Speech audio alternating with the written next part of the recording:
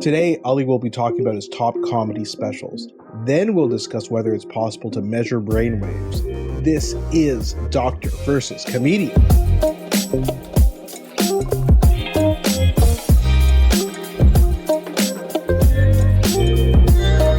I'm Dr. Asif Doja, and this is the Doctor of Laughs. Not a real doctor. Ali Hassan. Every episode I pick a topic for Ali from comedy and entertainment, and I question him about it. Then Ali picks a topic from medicine and health and grills me on that topic. Now, a few episodes ago, we discussed the AV Club's top 40 comedy albums of all time. So today, Ali's going to give us a list of his favorite comedy albums and specials that did not make the list.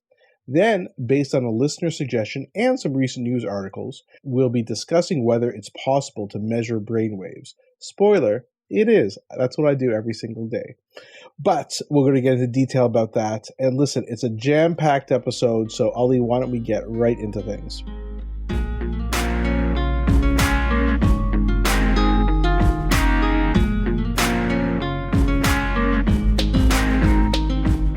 Let's do it, buddy. Enough of your jibber jabber, Asif. Let's make magic over here. Now, there won't be too much grilling, as we say in the intro. In this section, anyway, the grilling that I've got is for the AV Club. These albums were not in your top comedy specials, so you can suck it. It doesn't make sense that they weren't there. Some of them are more recent. Some of them are more, it's sort of all over the map, to be perfectly honest, these choices that I have. And I think AV Club also uses the term comedy albums. And I think comedy albums, it feels historic. Historically, that was the way comedy was consumed by the masses. You put on a record. And in fact, there's a guy, depending on your age, you may or may not remember, depending on your background. His name was Red Fox. When I say Red Fox, does that mean something to you, Austin? Yeah, of course, yeah. Did you watch his Sanford sitcom? and Son? Sanford and Son, right? It was too adult for me when I was a kid, but yeah. Oh, yeah, for sure. I'm certainly aware of it. And the theme song. So this guy, he came into prominence with the sort of mainstream audiences because of Sanford and Son. But he has this history, his last name was Sanford, but his stage name was Red Fox. And as Red Fox, he was known as the king of the party albums. And this idea was you go to a party and somebody puts on a comedy album, which is like kind of strange to us, but instead of music, you put on comedy and people listen, but it kind of gets the party started. And they were, like, as he said, quote unquote, on a late night talk show, they were naughty albums. So, this is the history. We talked about these guys like Bob Newhart, who had the button-down mind of Bob Newhart. This was a comedy album. It won a Grammy, and these are actually albums. We don't really need to talk in terms of albums if we're talking about comedy today. People put out comedy specials. They are never put onto an actual record or album. They're a special. They're for, you don't have to go to a store to buy them. Some of them are available for free. If you have the internet, you get on YouTube and you see them. So I'm using the word specials very intentionally there. I'll allow it. Thank you very kindly. I couldn't put this list in order just because it's very difficult, because week to week, as I think about these albums, they mean something else to me. And then I remember a joke. I go, that was the best. And then, no, this was the best. So I'll start with an album that I can recommend. And it's also a bit of a cheeky little self-promo. It's John Mulaney's Baby J, which we talked about on a previous episode. But I think it belongs in one of the best because John Mulaney did some great work. We come to find out John Mulaney's work was, possibly alcohol, maybe drug fueled, but he was a great writer and great performer. So now you have this special come out. Baby J was this reckoning, this basically painfully honest special. And when you think painfully honest, you don't think comedy. And that's where John Mulaney comes around and makes, his rehab and his drug problems and all this. He makes it very, very entertaining. It's a new tone for him. I think he's divorced at the time too. I mean, his whole life was changed. He's like single dad, divorced, no longer on the drugs that he came to rely on since his teens. He proved that he still remains one of the best comedians who are working. Like, you could change your entire life around, but your commitment to comedy is still incredible. So I believe Baby J should be on the list of top 10 comedy specials. There are many more. I'm going to talk about, this is on the AV list, of Best 40 Albums, there was a Chris Rock album on it, if you remember. But that Chris Rock album was not the one I'm going to talk about. It was Bigger and Blacker. And I think we both addressed this issue that the best Chris Rock album was Bring the Pain. We knew him from Saturday Night Live. We knew him from various films. He had this half-hour special called Big Ass Jokes. Very few people know about that. I didn't know about that. Yeah, no, exactly. Very few people, as I said, including not Asif. So highly anticipated album. And I think he exceeded expectations with this album. This album was the first time that I was really like, there are 10 things in the world that I will never see the same way because of the way Chris Rock has made fun of them. And, you know, those jokes about Marion Barry. And if you don't know Marion Barry, you know, he was like some people call him, you know, the Rob Ford of the U.S., fairly or unfairly. But yes, crack smoking, you know, prostitute hiring, mayor of Washington, D.C.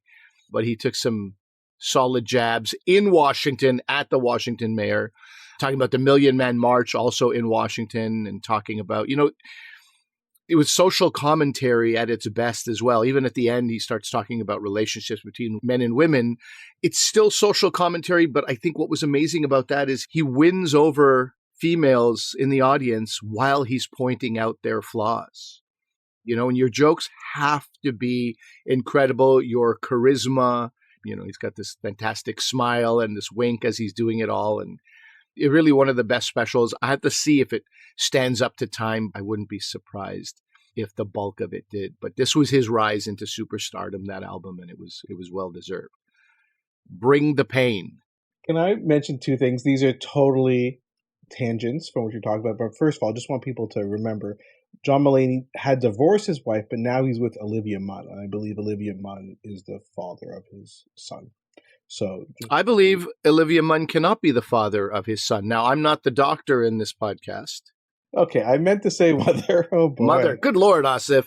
Yeah. If you're going to interrupt, make it high-quality stuff, for God's sake. This is quite horrible. Deserve better. Sorry, I just wanted to point out Olivia Munn, great actress. And then, did you know that there is a species of blackberries that are, I mean, the fruit blackberries that are specific to the west coast of America, grown mainly in Oregon, that are called Marion berries? And because someone was telling me about Marion berries when I was on the west coast with my friend's wife, and I was like, what are you talking about? Like the mayor? Anyway. Okay, sorry. Those asides are probably not necessary, so continue, Ellie. No, I love it. People can skip over. No, don't skip it. After they go through it, you can retroactively skip over what I just said. You can go back in time. Go back, and just as you're about to listen to it, say, no, this time I'm skipping over it because I know I'm going to hate it more the second time. It's wasting even more of their time. Yeah, exactly. Another guy I really, really love, and I've talked about him on this special, is Gary Gulman. And Gary Gulman, again, very difficult to choose a favorite album, but in 2012, he had this album called No One Can Defend. Again, so many great bits.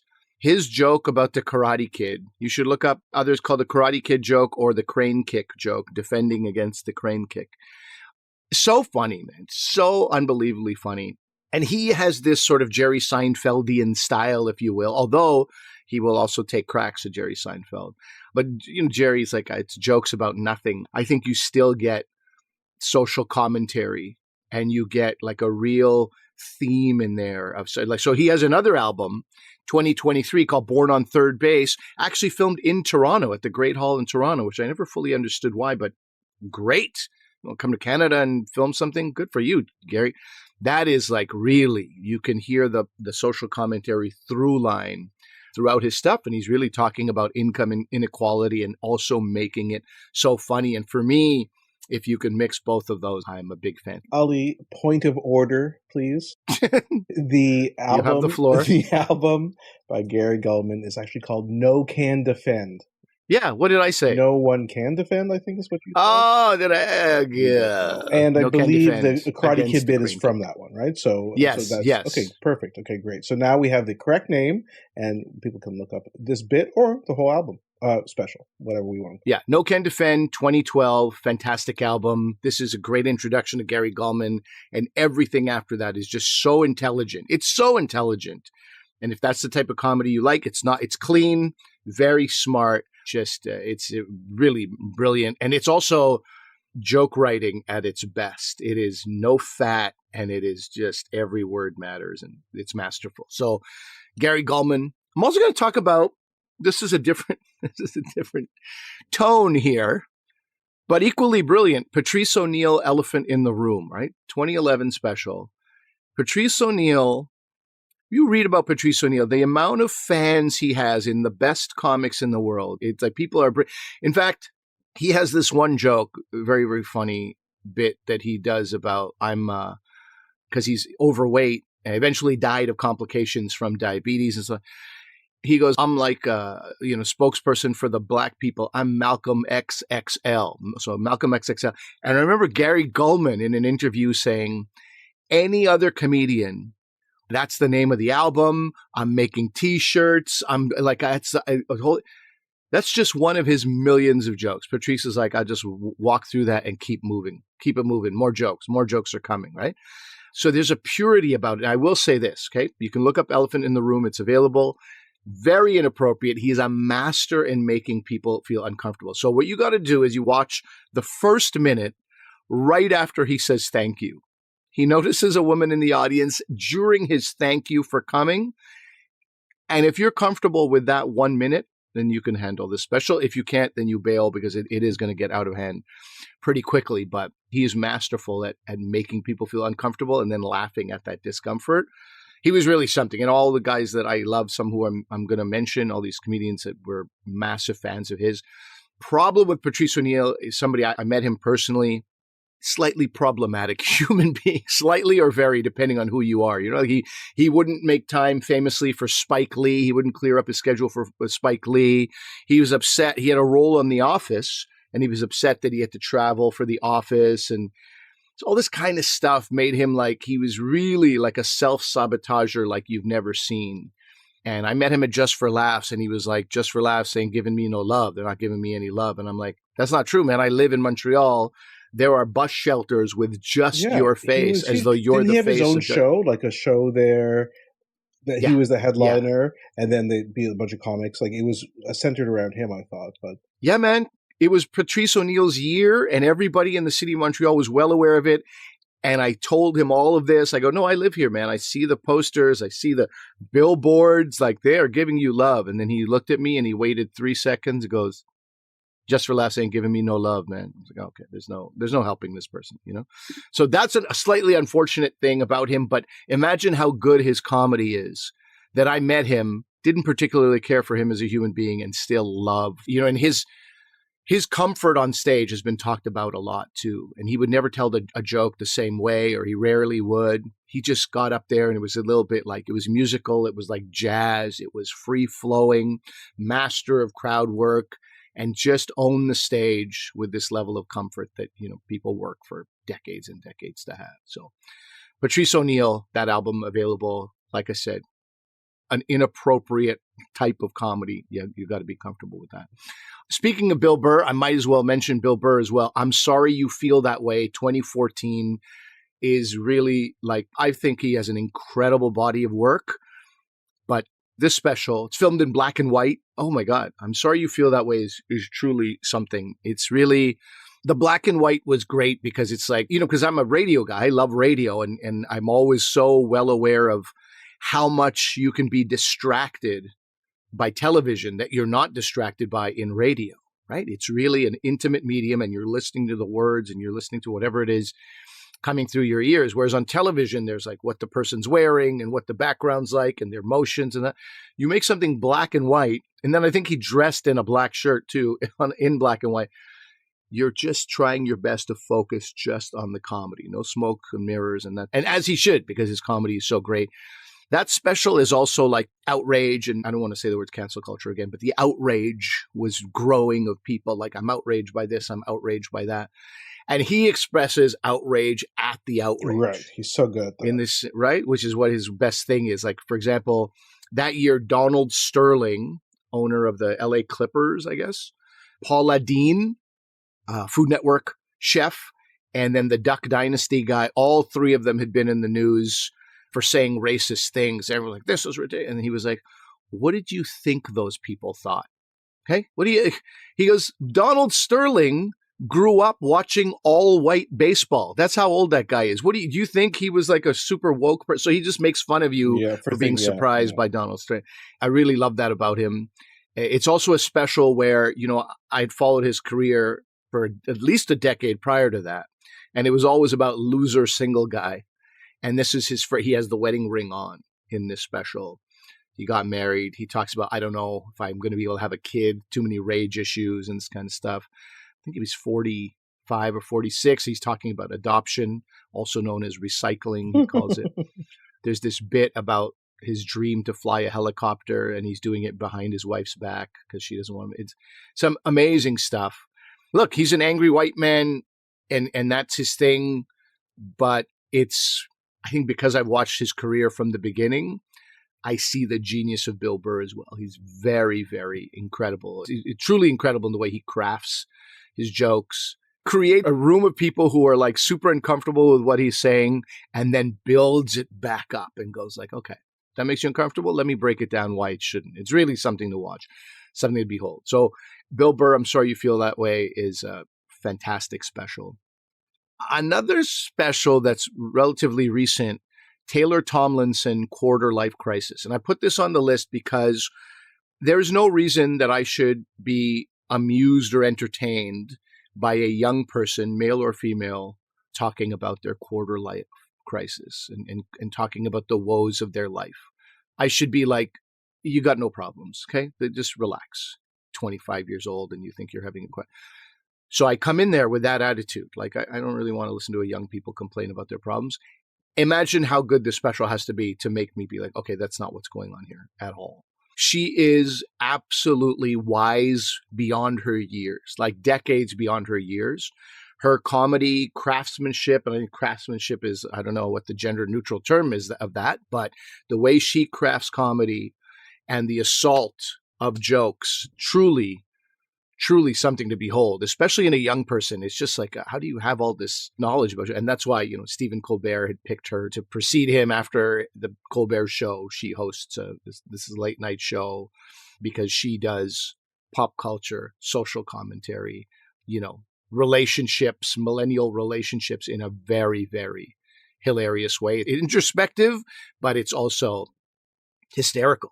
She was the breakout comedy star of the year in 2022 at Just for Laughs, and with good reason. So I would say that if you can welcome a young person into your life from a comedy perspective, Taylor Tomlinson is the one. Ali Wong, Baby Cobra, very, very strong special. I study comedy history so that I can teach it, and I also have just a real interest in that. It's so amazing to me when this idea, and we've talked about it on the podcast, Joan Rivers not being able to talk about the fact that she was pregnant while she was doing comedy because the pregnancy is too intimate, and that feels like we shouldn't discuss pregnancy. Every single one of you are here because someone was pregnant. Your mother was pregnant. It's wild to me. So they had the close up on her. She was strictly instructed, do not mention that you're pregnant. And so Ali Wong in Baby Cobra comes on stage very pregnant. Yeah, that's right. She records very pregnant. And so this is the special where she's pregnant. Yeah, exactly. This is a special where she's pregnant. And to deliver a show like this, high energy, I know what goes into working up to a special. So how many hours you got to put in, how much stage time so that your special is flawless, and doing all that while she's pregnant. I tip my hat to her in a very significant way. And then also the material is just amazing. Because at first you're like, oh, she's pregnant. That's kind of like a prop. She's got a prop on stage. A real pregnancy, but she's using that to get jokes. Not at all. Within the first 5 minutes, you're like, oh, this woman's absolute killer on stage. So I have to mention that one as well. Yeah, I've got a couple more here. Norm Macdonald recorded a special. And to say he recorded a special doesn't really discuss what was going on there. It's called Nothing Special, first of all, which is classic Norm Macdonald. There's no audience. and he recorded it, I think, from his home, right? Just video. The reason why it's incredibly special and not nothing special, it's a complete misnomer.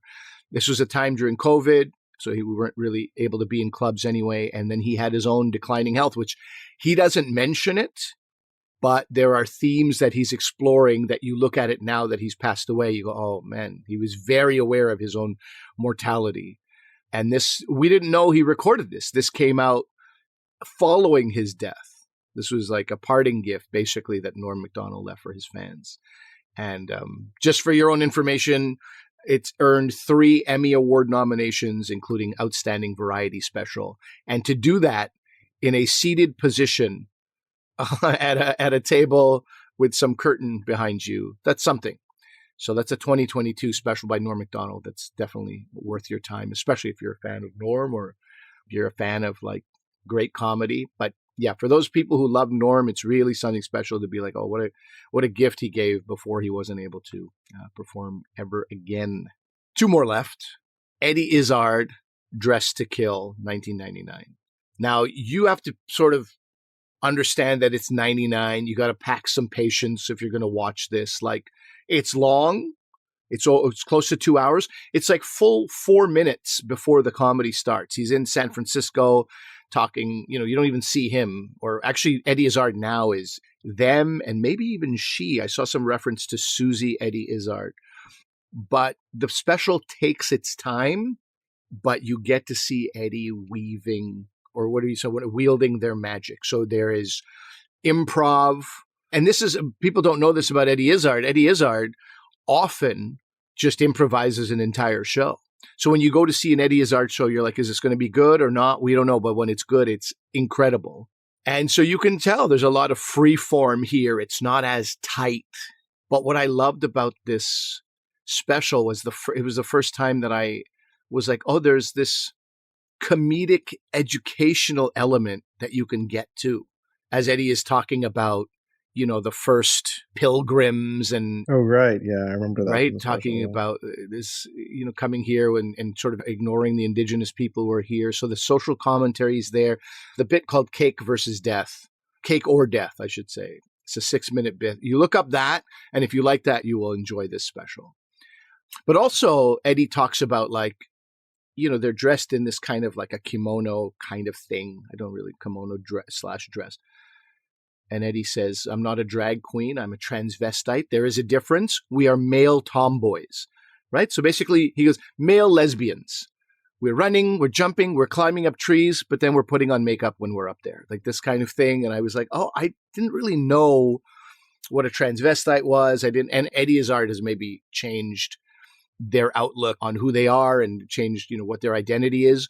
But the point is more how you can talk about something and make it so accessible, because they're performing in high heels and a kimono, and that becomes completely irrelevant within 10 minutes. And we're talking 25 years ago too, right? So yeah, for sure. Yeah. So I find that to be a groundbreaking, incredibly brilliant special as well. Eddie Izzard, Dressed to Kill.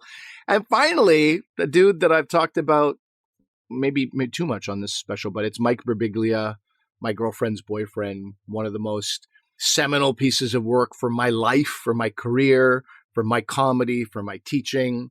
It is a one-man show. It is in the British style of shows where you basically tell one story from start to finish. It's interconnected, and there's many stories in between. And I just find it to be masterful storytelling. And the more I learn about Mike Birbiglia is how much of a workaholic he is and how much work went into crafting that and all the people he works with to make the show what it is. And I have so much respect and awe for how much work he puts into this storytelling. And it's a different, because I knew Mike Birbiglia from just jokes. There was a special he had called Thank God for Jokes. Thank God for Jokes was great. And it was exactly that, just jokes, slight through line, a little bit of commentary. But I think he just found his thing. He found one-man shows as opposed to, those classic stand-up comedy specials. And it's perfection. It's him finding exactly what he's great at. And then he has a few more since, which are great as well. But I think if you're going to start with Mike Birbiglia, My Girlfriend's Boyfriend, is out there on streaming platforms, and I would recommend that as a fantastic special. Well, there we go, Ali. You did it. You came up with all these comedy albums that were not on the AV Club's list. What we'll do is we'll put this list in our show notes so you can check these out. Great!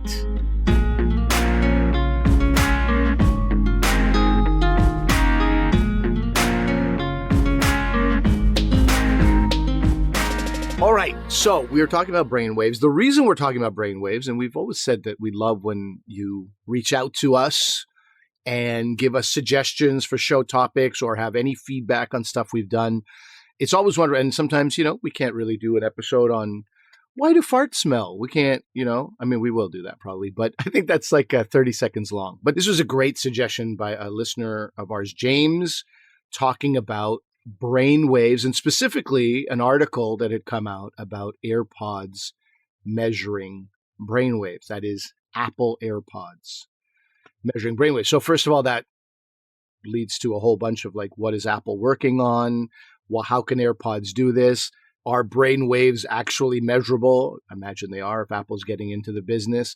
What is the value of measuring brain wave, and where does that come into play? And what does that mean, in the future? How will that help? So, we have to obviously back up right from the beginning here, Asif. And you said, spoiler alert off the top, this is part of your life. This brainwave technology and science is something you're very familiar with. So let's talk about brainwaves. What are they? And do I have some? The jury is out on that one, guys. Yeah, no. So as you were saying, and as I said at the top of the episode, I do this every day. I read these brainwaves every day. So this is something called, we abbreviated EEG, and that stands for electroencephalogram.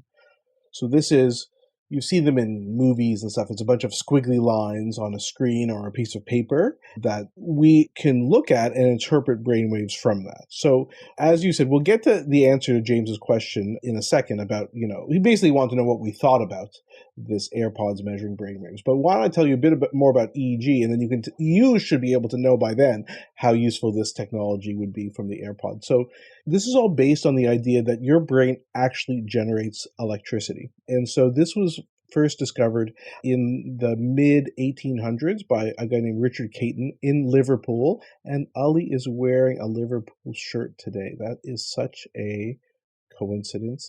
Crazy. All I'm trying to do is look clean in this digital Zoom room of ours. And look at me. There we go. On brand. So Caton, basically, he took rabbits and monkeys, removed the skulls, and was able to show that electrical activity was occurring on the brain, that you can measure on the surface of the brain. But then it was years later, a guy named Hans Burger, who is considered the father of EEG, or electroencephalograms, he named the term electroencephalogram. The hamburger as well? Is he also the father of the hamburger? No, it's Berger. And he basically discovered that you could measure this not just in animals, but in humans, and he gave the device its name. And the EEG was described as one of the most surprising, remarkable, and momentous developments in the history of clinical neurology. And the reason is because now, instead of just looking at a brain, and of course back then, in the 1800s, we didn't have MRI scans or CT scans. The only way to look at the brain was on autopsy, right? But what about the function of the brain? How can you measure the function of the brain? And because of this discovery that electrical activity is generated by the brain, and the fact that we can measure it even from the surface of the brain without having to cut the brain open, that's why it's such a momentous discovery. So when you have neurons in the brain, so neurons are our nerve cells, but they're the ones that are in the brain, they transmit electrical signals essentially by allowing what we call ions, so things like sodium, potassium, which have positive charges, and chloride, which has a negative charge, and these go in. These are things that are naturally occurring in your diet, the sodium and potassium. Yeah, that's right. So we need these nutrients because they're involved. They basically go in and out of our cell membranes. And when you have, this is getting back to physics back in high school for many people, but when you have a separation of charges, then you have an electrical potential. And when these things go, and charges will go across membranes or through channels based on their electrical potential. So if there's a difference in electrical potential. So anyway, all this to say, this is how the brain is generating these electrical potentials. When we measure an EEG, we're not measuring from one neuron because that's just too small and too deep, but we're measuring from millions of neurons who are acting together, right? And that's basically how it works. Now, obviously, it'd be better if we could measure the electrical activity directly from the brain surface or even deeper in the brain. And sometimes if people go to have surgery on their brain, we can do that. But in general, an EEG is done on the scalp, despite the fact that, from your scalp to your brain, there's a bunch of things in between. Skin, muscle, and bone, right? In between those things. So that does dampen some of the electricity, but we're still able to measure it. So again, this is why it's such an interesting invention, because we are able to measure something going on in the brain from the surface. But okay, so let's talk about that. Like, it was a momentous discovery. It's been discovered and we can measure brain waves. What is it all used for? What are you seeing there, and what does it tell you? Yeah, so just to give people an idea of what it looks like when you get this test done, and I can tell you about what the readout kind of shows. So you would go to, one of these labs. The whole process takes about an hour, but a lot of that is prep and setup. And basically they clean your scalp and they apply like a glue or paste. And then they just apply an electrode on top of that paste. They used to do like needles that would go into your head, but almost nobody does that anymore. In fact, there was a famous court case in Ontario about 20 plus years ago where a clinic was doing that and they weren't cleaning the needles properly, and some patients got hepatitis from that. So definitely don't do that anymore. So it's a non-invasive test, no needles or anything like that, and then you just have to wash your hair afterwards to get the paste off, and that's it. And so during the test, we also do some things to provoke abnormal activity. So we have people hyperventilate, so really deep breathing frequently. And we also do photic stimulation with a strobe light. And we may also sleep deprive people beforehand or things like that to bring out some abnormalities. You guys are cruel. Sounds like torture, yeah. And so you're probably thinking, oh, that's kind of interesting, strobe light, because some people with epilepsy, again, we've talked about epilepsy on the podcast before, their seizures can be provoked by strobe lights. That's why we say flashing lights, like if they're at like a school dance or an amusement park or playing video games, we get worried about provoking seizures. In this case, we want to provoke something by using this stimulation during the EEG test. So getting back to your question though, Ali, what is it most useful for? It's most useful for detecting what we call epileptiform activity or the potential for having seizures. If you have epilepsy, which again we've talked about, the tendency to recurrent seizures, then about over 80% of people will have an abnormal EEG who have epilepsy if you just do a regular kind of EEG. You don't have to have a seizure during the EEG. You can see what's called interictal activity, which is even though you're not having an active seizure at the time, and sometimes we do capture a seizure because we're lucky and we end up capturing something when they're in the EEG lab. But if it's only an hour test, we're probably not going to pick anything up. But we can see what's called interictal activity, which is the predisposition to seizures. We're basically looking at brain irritation by looking at these electrical potentials. The other thing we can do is look at the brain and see, are your waveforms similar to other people, say your age, because it's different depending on if it's a baby versus an adult or things like that. And we can look at see if the waveforms are normal or not. If there's slowing of the waveforms, if they're slower than they should be, an adult should have a frequency, what's called the alpha range, which is like 8 to 12 hertz. So hertz is cycles per second. So the number of little squigglies that you see in 1 second. So an adult is like 8 to 12 hertz. But if it's slower than that, then you might think there's something going on. If the whole brain is slow, it depends on the patient. Like sometimes you see that in a comatose patient. Sometimes you see it in someone who's had an overdose. Sometimes you see it in patients who have developmental delay. So it depends what's going on. If you see what about like 12-year-old boys? I'm thinking about my son whose favorite words are, what? Yeah. And, I don't know. Well, and sometimes we ask him, like, what are you thinking about? And the answer is always like, nothing. And we're like, you're thinking about zero, nothing. We're in the car going to soccer. You're not even thinking about soccer. He's like, no. Is it possible that you could meet a boy like that who just has a flat line, no squiggly lines? That's a good question. And maybe we'll get into, how this is being used, especially in young kids, to diagnose some of these things. But in general, no, there's always constant brain activity. You always have brain activity. The only time you see a flat line is usually if someone's dead. And it's one of the tests. Another use of this is to determine brain death. There are special things we have to do with the EEG if we're doing that. Sometimes if you have a very, very, very deep sedation, like you're in the ICU or what we call medically induced coma, if you see that, sometimes you can make it flatline. That's usually not the case. Usually we can see some activity. So you always have activity. Certain things like closing your eyes or concentrating or even thinking about moving an arm or leg can change the activity, but you always have activity on your brain when you do it. So one of the two main things it's used for, looking for seizure activity and looking at the overall functioning of the brain. But it's a pretty gross test. It's not like a disgusting gross, but it's not exact, right? So in other words, say we see this slowing, the waveforms are not at the right frequency, they're too slow. What does that mean? I don't know. It could mean many things. It just depends on what's going on with the patient, right? I gave you some examples. And if you say you see slowing over one part of the brain, just say the frontal part, on one side, you're like, there's probably something going on there.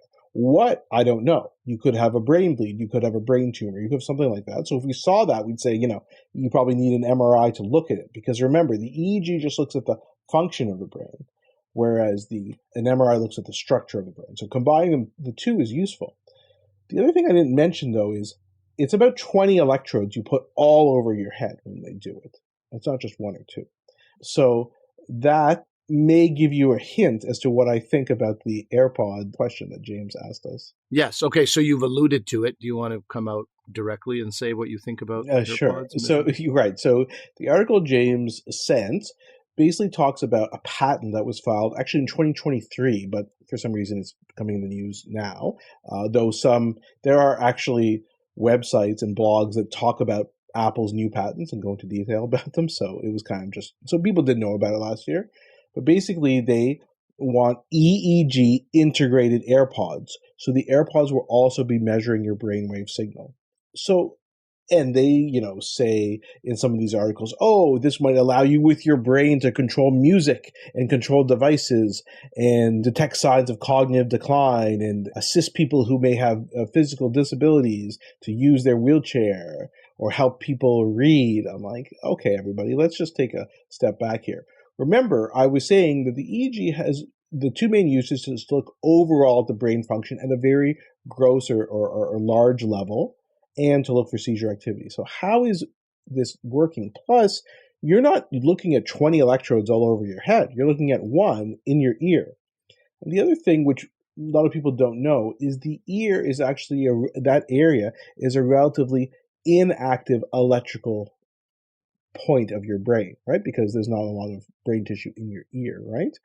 Which makes sense. So I'm not even sure how useful that would be. Again, they can patent whatever they want, but I think everybody maybe needs to take a step back. Again, hopefully the way I've explained how EEGs work and what they're useful for means I don't know. It'll be interesting. I think one of the most interesting things about it is we use a very simplified EEG when people get a sleep study. We talked about sleep studies before in sleep apnea, and they do measure some brainwaves during that. If your brain can see when you're fully deep asleep or when you wake up, that's an interesting thing. So if it was recording that and then is able to send that to your phone, the reason why I'm saying that's interesting is because we go through different cycles in our sleep. Stage 1, we go down to 2 and 3 and 4, and REM sleep, and then go back up. The deeper stage of sleep is when you're super tired. You know when someone wakes you up unexpectedly and you're so tired, like, why am I just exhausted? And other times someone wakes you up and you're fine. Yeah, your alarm goes off, you're fine. It's because you're being woken up in a certain stage of sleep. You know what I mean? And so if you can say, I need to get up tomorrow between 6:30 and 7:30 a.m., say, and you have one of these devices that's looking at your brainwaves and seeing, it can say, okay, you need to get up within this hour, but at 6:35, you're going to be in slow wave sleep. So if I wake you up then, you're going to be really tired. But if I wait till 7:20, you're actually in a higher stage of sleep. So that might be better. So if it was able to do that, now we're onto something. Now maybe there is a way to do that. And there are a few devices that say they can do that right now. I'm not quite sure about how accurate they are. But anyway, so I can see that maybe there's something. But for now, I think it's an interesting thing that was pointed out by James, but I'm not terribly excited about it. I'm not convinced. It's very interesting for a couple of reasons. Number one, I would say there's a variety of these type of things coming out. As you said, Apple has all these patents. And I'd recently heard from a friend about, people have these blood pressure machines and they're a little bit larger. They take up space, and Apple is working on something that can take your blood pressure with the Apple Watch. With the Apple Watch, yeah, exactly. You'll have a generation of watches that can do that. And I wonder if people who have spent their life in medicine will be like, this is not accurate, or will they be like, I'm astounded by how amazing this technology is?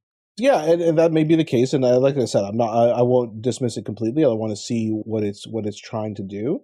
But yeah, maybe it's a good screen, right? Like, oh, we detected something. Go see that, just like the Apple Watch does for arrhythmias now. And apparently it's not that bad, better to screen it and you go get checked out by your doctor and it's fine than to not notice anything and then you just drop dead, right, of an arrhythmia. So yeah, maybe there's something there. The other thing is, number 2 here, the interesting thing here is, as with all these things, there is a danger for misuse, abuse, this kind of thing. Where do we see that here? Yeah, so I have a lot of stuff, a lot of things to talk about with this. So there are lots of things, lots of news articles, and because again, I didn't mention this before, but you need to pass in America and Canada, you need to pass an exam in order to be able to interpret EEGs.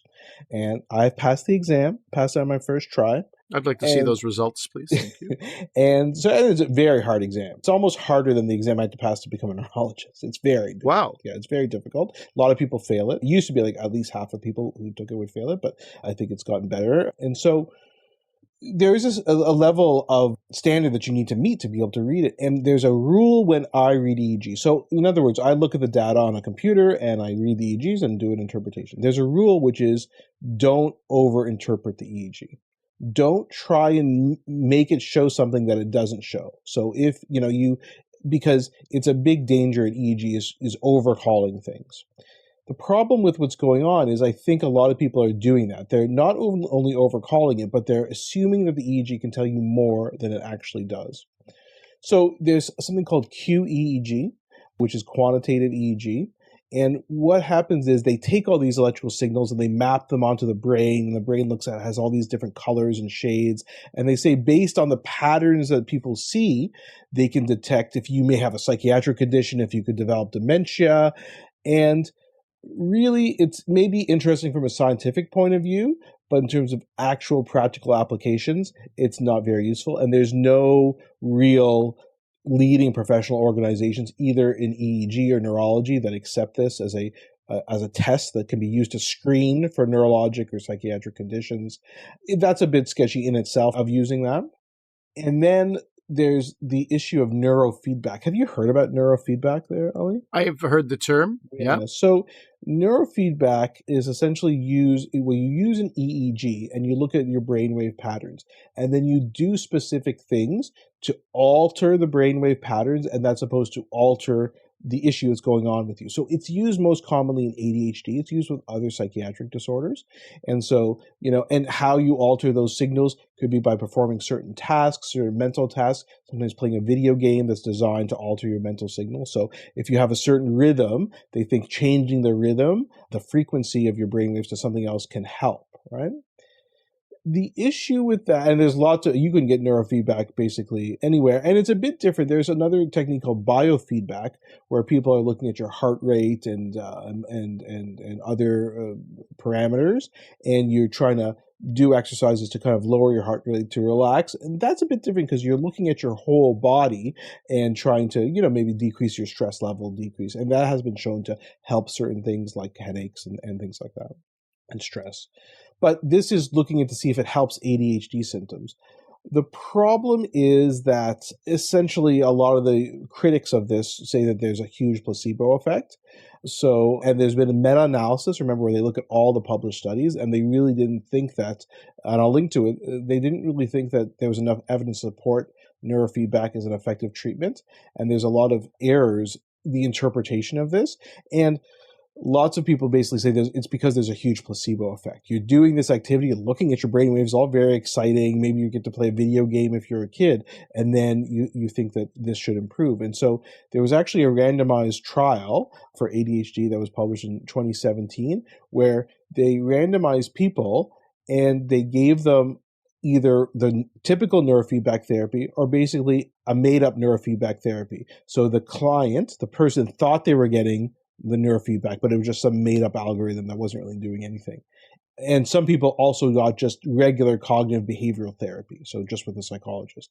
And all three of those groups improved, right? So what does that mean? It means that there probably is a big placebo effect. It is just that you're spending time with a caring practitioner, taking the time, spending like an hour with you. So whether it's doing neurofeedback or whether it's doing therapy, you can improve your ADHD symptoms. So because of that, I think that, there probably is a huge placebo effect with this. I'm pulling up this other article here. What do you know about this? Change your brain waves, change your life. Yeah, so... And the Biocybernaut Institute? Yeah, so this is an article that just came up recently. It coincided when James sent us this question about the AirPods. So the Biocybernaut Institute is the big sigh before it tells us everything we need to know about how you're feeling about this, but yes. It was a company based in Sedona, and basically they said they had a bunch of ways to look at their brain waves, and you could, by trying to, work on them, I don't know how you do it, you could create a 50% increase in creativity. How would you measure creativity? I have no idea. And 11.7 increase in IQ. They didn't say percent, so I don't really know what that means. More happiness and joy, relief from stress and anxiety, and healing of traumas. So this is very important. Basically, Cybernaut people actually think, the people who work there, this is all in this article, the CPC article, it's amazing. They actually think that you can change your mind so much that you actually can change the world, literally. So one of the people's quotes, like, imagine you're a Care Bear. Remember Care Bears, Ollie? Sure do. Care Bear Countdown. And the magic comes out of your stomach. And you can create this magic. And the idea is to create, I'm not joking, a team of superheroes who can perhaps change the course of natural disasters and who actually, they say, can function like Jedis, just from Star Wars, and manipulate things with their mind. Who is saying this to whom? This is the people who work at this Biocybernaut Institute. This is what they tell the kids. You go through this process. Yeah, and then you'll be able to do this. And the people who work there believe that this is the case. Craziest part about this, okay, is how it relates to our treatment of First Nations people. Okay, so you ready? This is what happened. So somebody from the school board, I think in Saskatchewan, in Prince Albert and some other areas, did some of this Biocybernaut training and thought it would be very useful. So they got a $6 million scholarship program funded by Alan Markin, who you may recall, I don't know if you know him, Ali, he's a former oil executive. He's a part owner of the Calgary Flames, the NHL hockey team in Calgary. So he thought this would be great. So he paid for these kids to go and do this program. But these were kids who were First Nations kids in the school system. And the idea was help them to recover from their trauma, their generational trauma of, basically how we've treated First Nations people horribly in our society for the past several hundred years. This study got ethics approval from the University of Regina. And of course, when CBC tries to contact the University of Regina, they're like, oh, no, we didn't know. Because what would happen is the kids would have to go. They just thought they were getting some training to help their mind, with this fun games and stuff. They'd have to go. They would be isolated in these rooms, talking to these, in quotation marks, therapists. And they've talked for them for hours and hours about their trauma and their familial trauma, their personal trauma. None of this was disclosed in the consent that they did. It was really quite disturbing. And when you hear about the parents who found this all out after the kids were taken away and done this, it's quite disturbing that this even happened. Of course, one of the people who was a co-investigator on this was Carrie Barassa.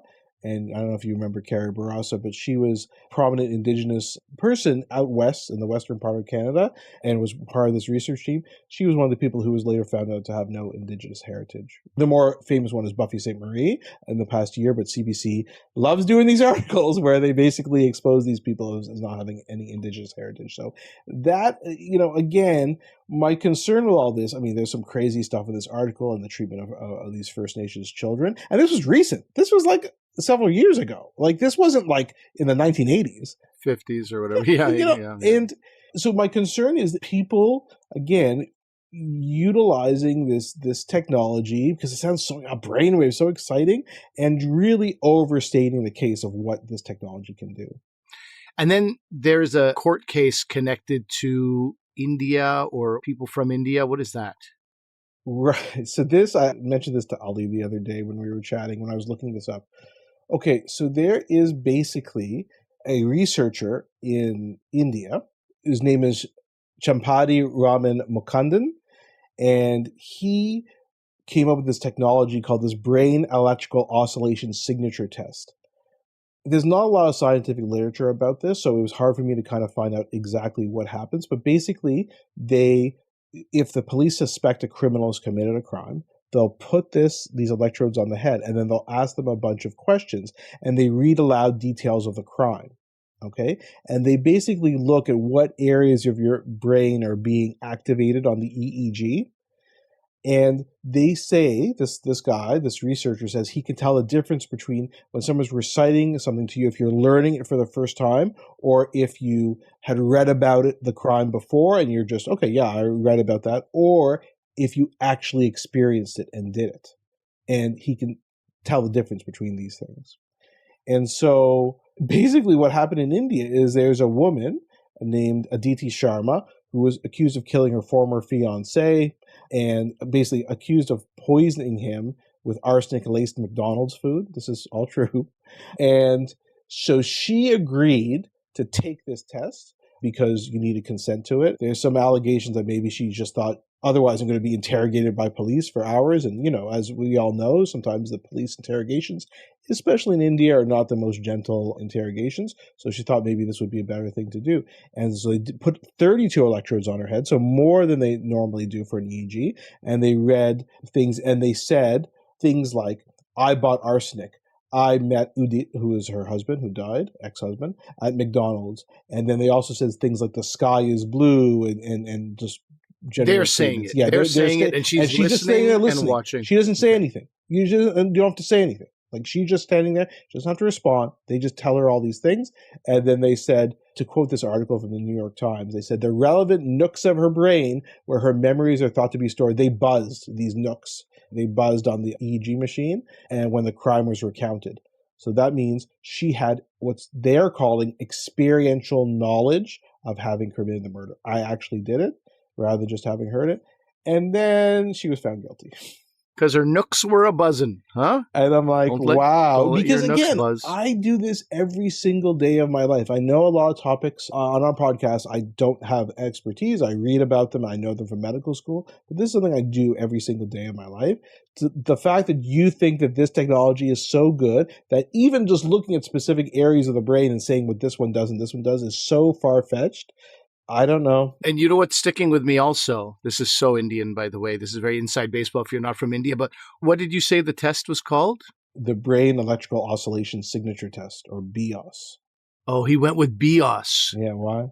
I thought he would go BEST, the Brain Electrical Simulation Test, and then best. Ye to beste. This is the best. Like we're known for overstating things in South Asia. Yeah. So so these are my cautionary tales. I mean, like I said to Ali the other day when we were chatting about this, it's like Minority Report, like you can detect someone committing a crime before they do it. I mean, that's Minority Report. But to say that you can look at their memories and see whether they did something or not, I think it's a reach. I don't know. Like I said, maybe there's data out there. And of course, this was around 2006, 2007, 2008. I have not seen a lot more of this. This isn't commonly used now. So I don't really know what happened after that time, but certainly concerning for this woman, Ms. Sharma.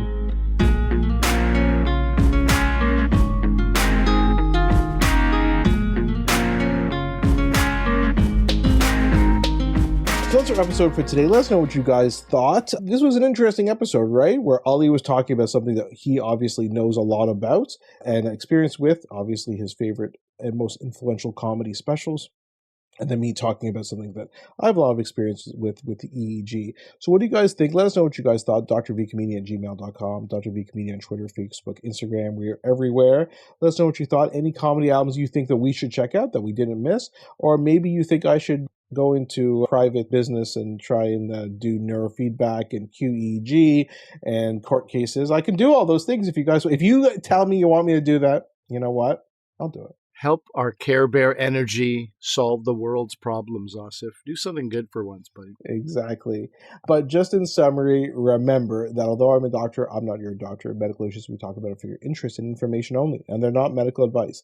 Please consult your medical professionals for actual medical advice. Thanks for listening. Bye-bye.